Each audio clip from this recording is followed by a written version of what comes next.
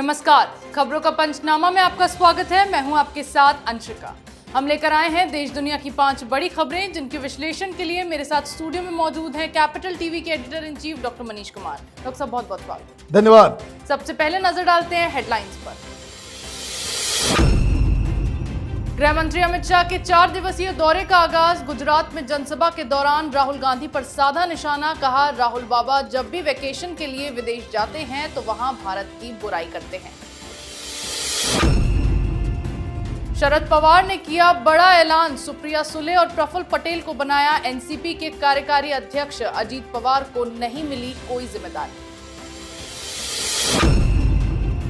बंगाल में टीएमसी का तांडव। पंचायत चुनाव से पहले कांग्रेस वर्कर की गोली मारकर हत्या। अधीर रंजन ने की केंद्र से सीआरपीएफ की मांग। कर्नाटक में सिद्धारमैया सरकार के निशाने पर आरएसएस। संघ को दी गई जमीन की होगी समीक्षा। बीजेपी ने कहा 1947 से करिए रिव्यू। केंद्र के अध्यादेश को केजरीवाल की खुली चुनौती। रामलीला मैदान में करेंगे महारैली का आयोजन। आपके दिग्गज नेता होंगे मौजूद।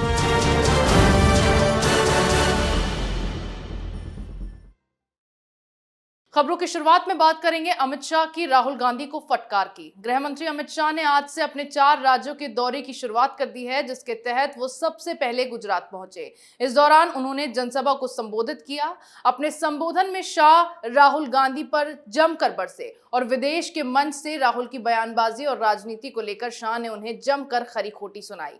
शाह ने अपने बयान में कहा, राहुल बाबा जब भी वेकेशन के लिए विदेश जाते हैं तो वहां भारत की बुराई करते हैं। किसी नेता को विदेश जाकर अपने ही देश की निंदा करना शोभा नहीं देता।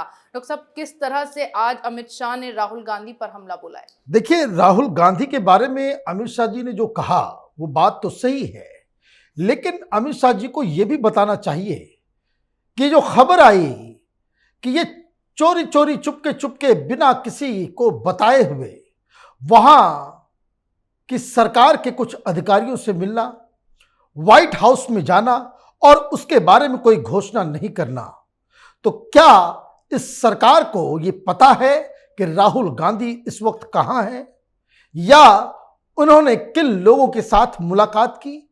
इसकी जानकारी देश के सामने आनी चाहिए, नंबर 1। नंबर 2, ये तो पूरी दुनिया में कह रहे हैं कि हम मोहब्बत की दुकान खोल रहे हैं, और कांग्रेस के मोहब्बत की दुकान का जो खरीदार है वो लोग कौन है?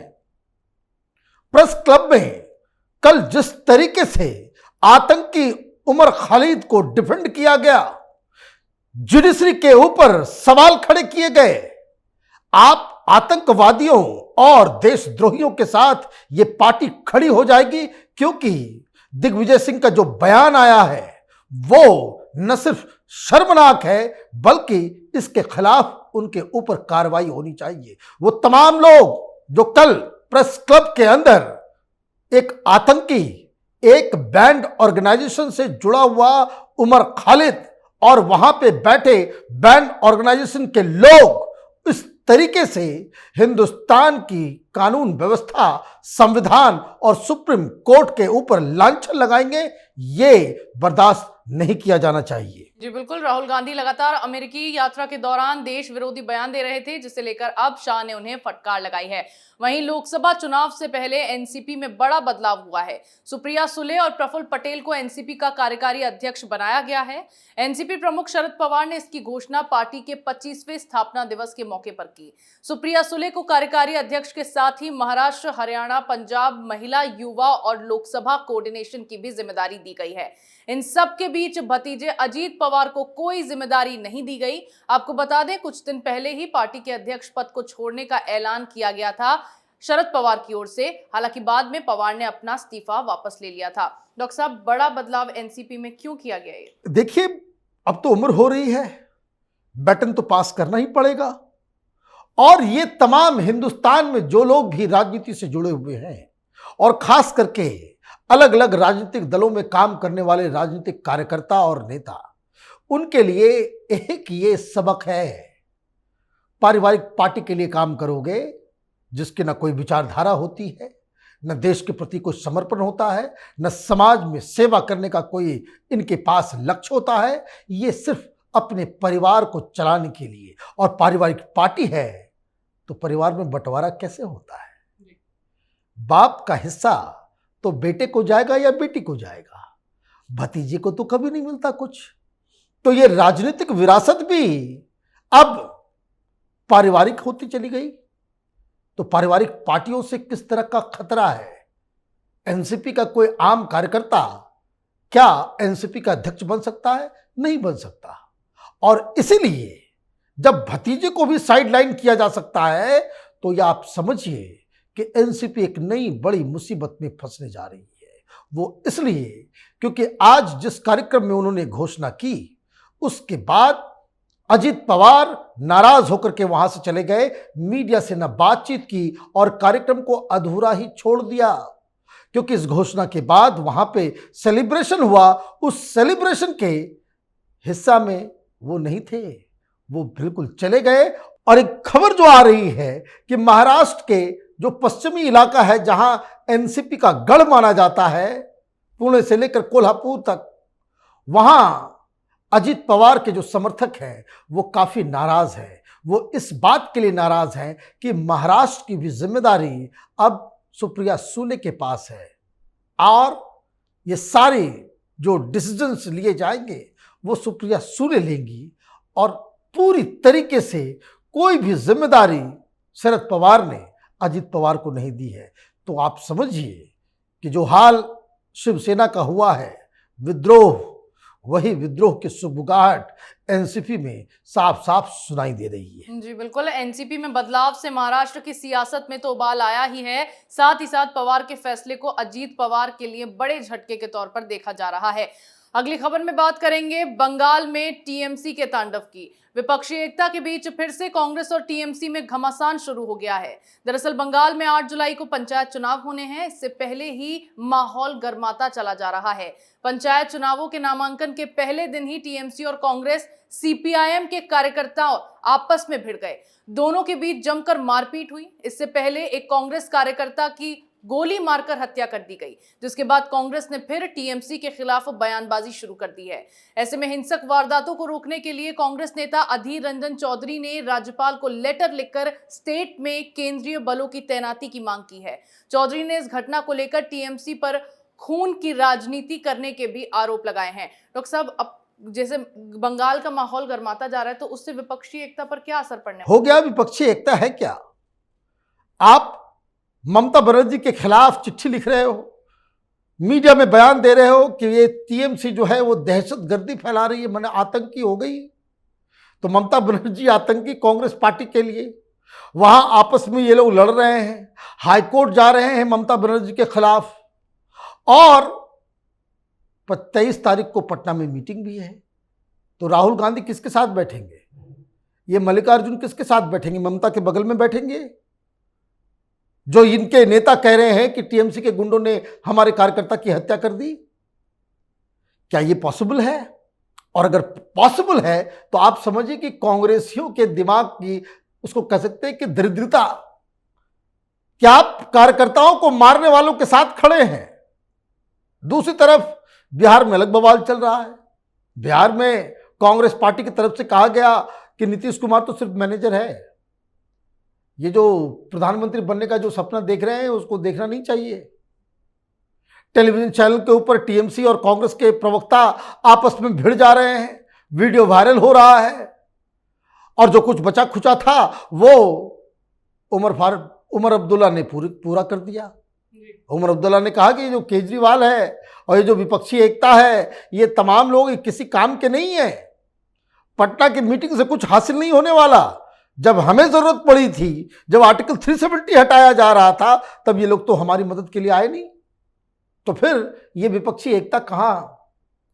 और तो और साउथ के कई सारे बड़े लीडर्स, चाहे वो देवगौड़ा साहब हो, चाहे वो रेड्डी हो, और अलग अलग पार्टियों की तरफ से पटनायक साहब हो गए, कई सारे पॉलिटिकल पार्टीज की तरफ से इस तरह के संकेत दिए जा रहे हैं कि जो 23 तारीख का कार्यक्रम हो रहा है वो एक फ्यूटाइल एक्सरसाइज है। इसलिए ये जो विपक्षी एकता की बात जो आपने पूछी वो न पहले थी न है। जी बिल्कुल। विपक्षी एकजुटता के बीच बंगाल में कांग्रेस और टीएमसी के बीच घमासान शुरू हो गया, जिससे मीटिंग से पहले अब विपक्षी अलग थलग पड़ते नजर आने लगे हैं। आगे बात करेंगे कर्नाटक में आरएसएस पर कांग्रेस की राजनीति की। कर्नाटक में कांग्रेस और बीजेपी एक बार फिर आमने सामने आ गए हैं। सिद्धारमैया सरकार अब उन जमीनों की जांच में जुट गई है जिन्हें पूर्व की भाजपा सरकार ने आरएसएस और इससे जुड़े अन्य संगठनों को अलॉट किया था।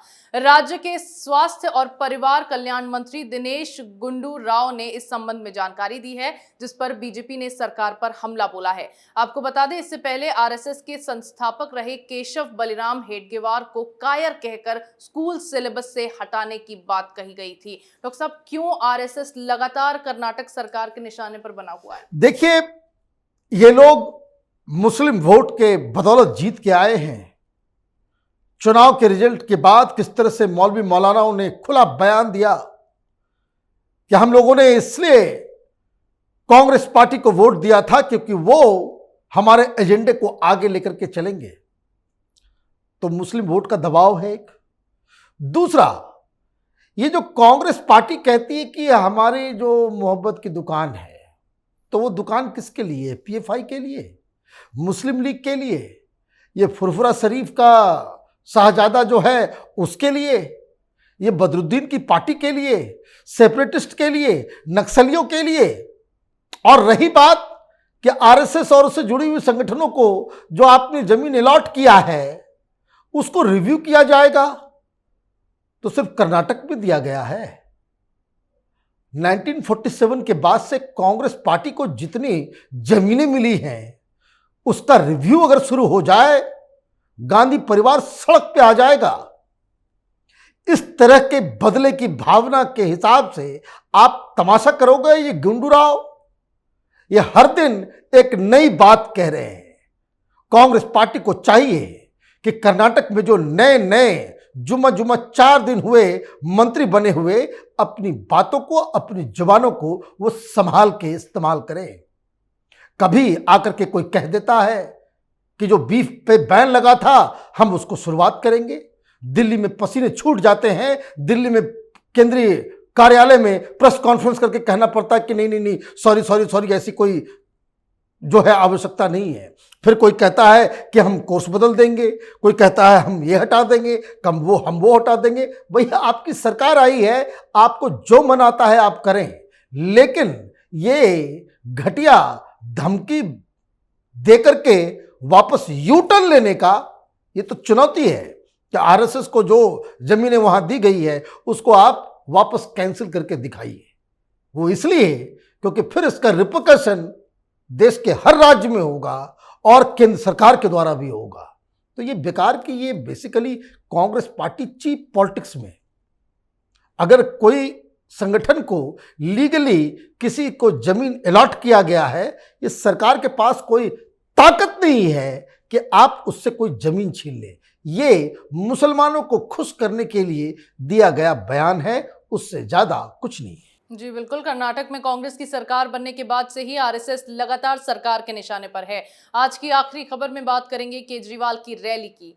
दिल्ली में केंद्र के अध्यादेश को लेकर घमासान मचा हुआ है। अरविंद केजरीवाल विपक्षी पार्टियों से इस अध्यादेश के खिलाफ समर्थन को लेकर देशव्यापी दौरा कर रहे हैं।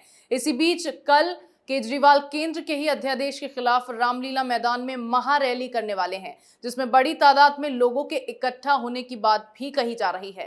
लेकिन केजरीवाल की इस रैली को लेकर भी कई सवाल उठने लगे हैं। आपको बता दें कि रामलीला मैदान वही जगह है जिसने 12 साल पहले अरविंद केजरीवाल को आम आदमी पार्टी का खास चेहरा बनाया था। डॉक्टर साहब, एक बार फिर रामलीला मैदान में अरविंद केजरीवाल महारैली करेंगे, क्या कुछ होगा इस रैली? देखिए, ये जो रैली हो रही है वो देखना पड़ेगा कि कल कितने जो नेता हैं देश भर में, अभी पिछले 2 महीने से ये हर जगह गए, कितने लोग समर्थन में आते हैं। पहली चीज तो ये। लेकिन एक खबर जो आ रही है वो ये खबर आ रही है कि दिल्ली से लोग ही नहीं पहुंच पा रहे। लोग जो हैं वो, इन लोगों ने पिछले 4-5 दिनों से घर घर जाकर के लोगों से समर्थन मांगने की कोशिश की, लेकिन ये पूरा प्लान फ्लॉप हो गया। कितने लोग आएंगे, कितने लोग नहीं आएंगे, कल का दिन इन्होंने संडे चूज किया है कि ये एक्सेप्ट एक्सपेक्ट करते हुए कि काफ़ी सारी संख्या में आएंगे।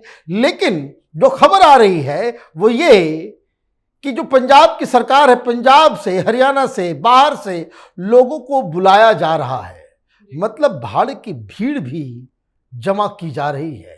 कल देखना पड़ेगा कि कितने लोग और कितने नेता आते हैं, और अगर इनकी महारैली में अगर बाहरी समर्थन देने वाले लोग नहीं आते हैं, बड़े बड़े लीडर्स नहीं पहुंचते हैं, तो ये एक झटका माना जाएगा। और दूसरी तरफ दिल्ली से कम और दिल्ली के बाहर की जनता ज़्यादा अगर नजर आती है तो इसका मतलब साफ है कि ये रैली फ्लॉप होगी। जी बिल्कुल, केंद्र के अध्यादेश के खिलाफ केजरीवाल महारैली का आयोजन करने जा रहे हैं, लेकिन ये रैली अपने आप में कई सवाल खड़े कर रही है, जिससे विपक्षी एकता भी सवालों के कटघरे में आ गई है। देश दुनिया की तमाम बड़ी खबरों पर हमारे साथ आपके विश्लेषण के लिए बहुत बहुत धन्यवाद।